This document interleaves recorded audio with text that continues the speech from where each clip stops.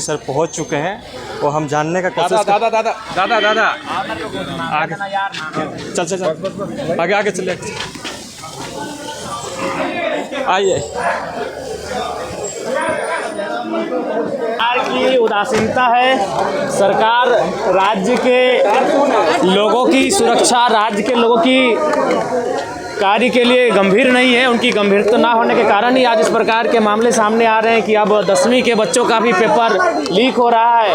काफ़ी बच्चों ने हमें फ़ोन किया, वो काफ़ी डिप्रेस्ड हो चुके हैं। वो बार बार यही सवाल कर रहे हैं, भैया क्या होगा हम लोग का फ्यूचर। तो सरकार कहीं ना कहीं जो आम जनता है, आम जनता के जो बच्चे हैं, उनके भविष्य को लेकर गंभीर नहीं है। वो केवल और केवल जो बड़े लोग हैं उनके फैमिली को लेकर, उनकी सुख सुविधा को लेकर गंभीर है, जिस कारण आज ये 10वीं की परीक्षा में पेपर लीक होना उसी का परिणाम है।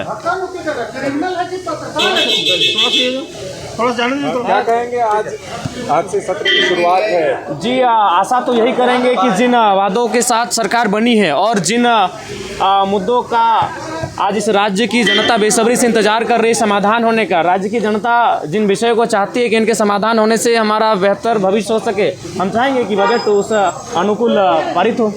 मैया सम्मान राशि नहीं मिल रही है, क्या कहेंगे जयराम? देखिए, मैंने शुरू में ही कहा था, हालांकि हमें आलोचना का सामना भी करना पड़ा था मैया सम्मान योजना पर जो हमने टिप्पणी किया था, लेकिन मैंने कहा था कि ये क्षणिक है, ये क्षण भर के लिए, ये एक लंबे समय तक कारगर साबित नहीं होगी और फलस्वरूप सामने होता हुआ दिख रहा है।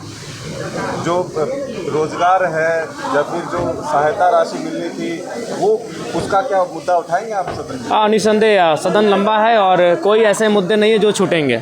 धन्यवाद। देखिए जयराम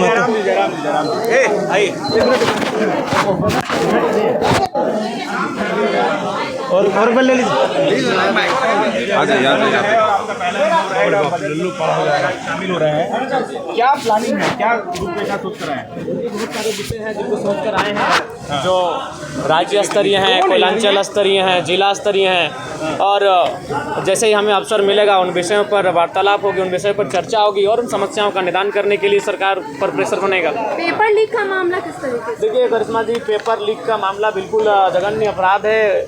जिन लोगों ने भी इस कृत्य को अंजाम दिया है, सरकार उन पर गंभीर होकर कार्रवाई करे, क्योंकि अगर ऐसा नहीं होता है तो जो आम व्यक्ति है उनका इस जो व्यवस्था है, जो सिस्टम है, उस पर विश्वास टूटेगा और वो ये मान के चलेंगे कि एक आम व्यक्ति का जीवन की सुरक्षा किसी के का उसके दायित्व किन्हीं का नहीं, उनकी जिम्मेदारी किन्हीं की नहीं है। जयराम जी, आप कितने गंभीर हैं इन मुद्दों को लेकर के? जयराम जी का क्या स्टैंड है, क्या गंभीर मुद्दे हैं, क्योंकि जो पढ़ने वाले स्कूल कॉलेज के छात्र इस राज्य की भविष्य, इस देश की भविष्य हैं और उनके भविष्य के साथ अगर खिलवाड़ होगा तो निसंदेह ये गंभीर मुद्दे हैं। इन पर गंभीर चर्चाएं होनी चाहिए। अध्यक्ष की नियुक्ति अभी तक नहीं हो पाई है। अपनी स्ट्रैटेजी के साथ पहुंचा है, आपकी क्या स्ट्रैटेजी है? देखिए, हमारी स्ट्रेटजी यही है कि बजट सत्र के माध्यम से इस राज्य को एक ऐसा बजट मिले जिसकी राज्य कल्पना कर रहा है, जो हमारे जो वीर शहीद हैं उनके सपनों को साकार होता हुआ देख सके इस राज्य को। उस दिशा में इस राज्य का बजट पारित होना चाहिए। जयराम जी, जेपीएससी अध्यक्ष पद अब तक खाली है, अब तक क्यों नहीं सरकार को मिल पा रहा है?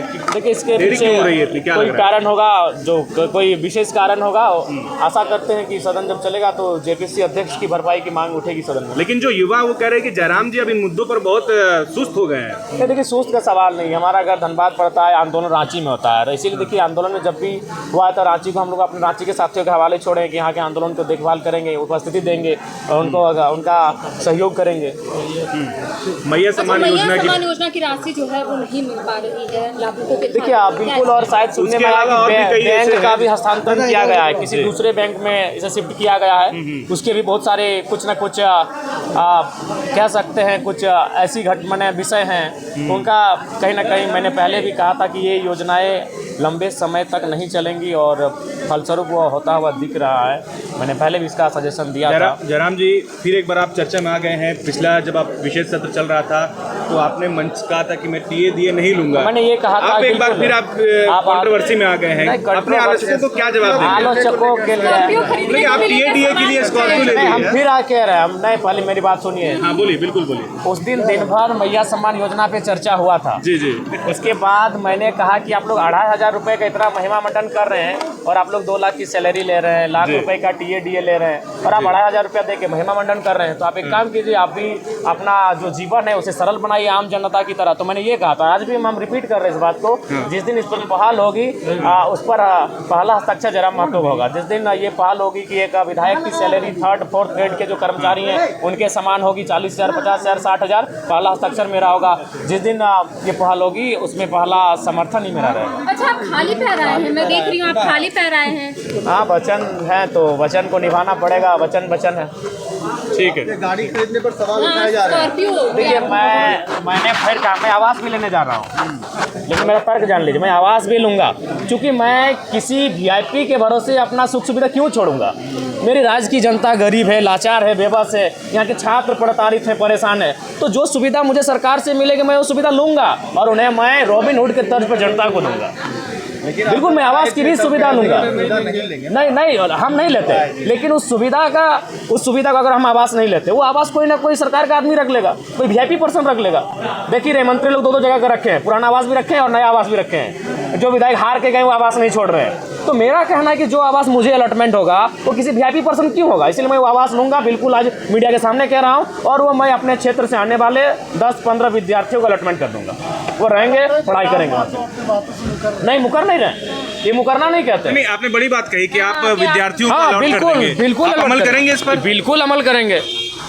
मैं मुकर नहीं रहा हूँ, मैं कह रहा हूँ कि अभी देख रहे हैं मंत्री लोग 2-2 आवास लेके बैठा है भैया। कहीं उनको कोई कमी है, इतनी सुख सुविधा है। तो मैं अगर आवास ना लूँ तो किसी के हिस्से में चला जाएगा और किसी राजा के हिस्से में जाएगा, जबकि हमारी जनता गरीब है। तो मैं लेकर स्टूडेंट के बीच लेके जाऊँगा। आप आए तो इंटरव्यू लेने मेरे आवास में जा जाए। धन्यवाद, बहुत शुक्रिया। देखिए, जो है खाली पाँव आज भी जो है जयराम महतो आए हैं। जिस तरह से उन्होंने कहा था कि खाली पाँव आने की जो बात कही थी, अभी भी जो है नहीं, यहीं पे ही थे फोटो।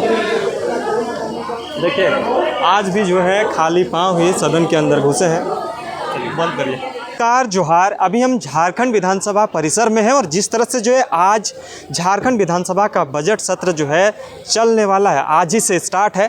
तमाम नेता मंत्री आ रहे हैं, तमाम विधायक आ रहे हैं और तमाम लोग जो सवाल कर रहे थे कि बाहर की दुनिया में क्या हो रहा है, वो सारी चीज़ें जो है आज सदन के अंदर तमाम लोग रखेंगे, तमाम विधायक रखेंगे।